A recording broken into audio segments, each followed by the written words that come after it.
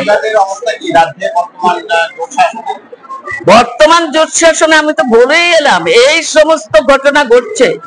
খুন, সন্ত্রাস, অপহরণ, ধর্ষণ করে খুন, 7 বছরের নাবালিকার থেকে শুরু করে, 7 বছরের শিশুর থেকে শুরু করে বৃদ্ধা পর্যন্ত এদের হাতে রেহাই পাচ্ছে না। এর একটা মাত্রই কারণ হচ্ছে সমৃদ্ধ ত্রিপুরা।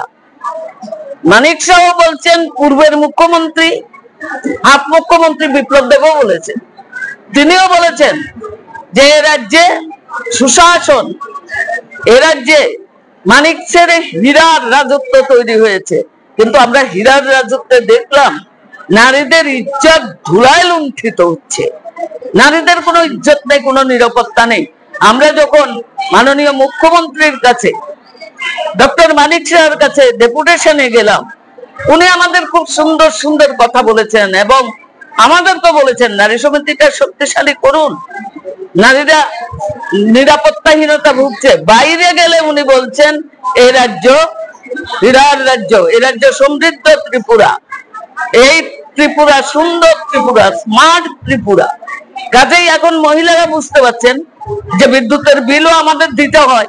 আমরা দেখি 2000-এর বিল আমাদের 12,000 টাকা দিতে হয়।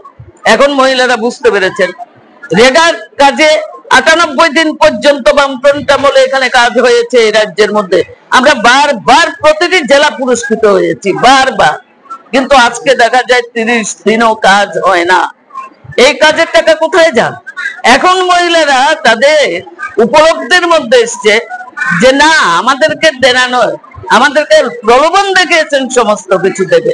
হ্যাঁ, ভাতার টাকা তারা 2000 টাকা করেছেন, কিন্তু ভাতা কি নিয়মিত? ভাতার টাকা কি অ্যাকাউন্টে ঢুকে না, সময় মতো ঢুকে না। 6 মাস, 1 বছর, 2 বছর ভাতা পাননি, এরকমও আমাদের কাছে দৃষ্টান্ত আছে, আমরা তুলে ধরেছি ডিজিপির কাছে এবং মুখ্যমন্ত্রীর কাছে। কাজেই এই জায়গায় দাঁড়িয়ে আমাদের লড়াইটাই হলো গণতন্ত্র, সমানাধিকার, নারী মুক্তির লড়াই। এখন তো আমি যে কথাটা বলবো, সামন্ততান্ত্রিক যুগ চলছে সারা দেশে। মোদীর নেতৃত্বে, আমাদের রাজ্যে মানিক সাহা, বিপ্লব দেবদের নেতৃত্বে।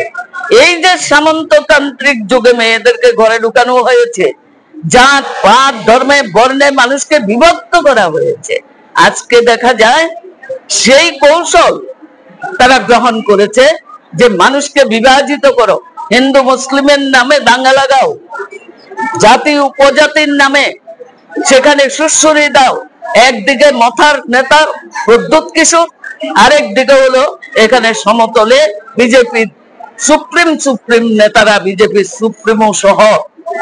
আমরা তার জন্য আমরা বলছি যে অর্ধেক আকাশ, আমরা অর্ধেক আকাশটা অর্ধেক জনগণ। কাজেই অর্ধেক জনগণ আমাদের সিদ্ধান্ত নিতে হবে এই সম্মেলনে কি করে মহিলাদের আমরা আগের মতো সমস্ত মহিলাদের ময়দানে নামাবো। এটা হলো আমাদের শপথ, এটা হলো আমাদের কর্মসূচি। আমরা মানুষের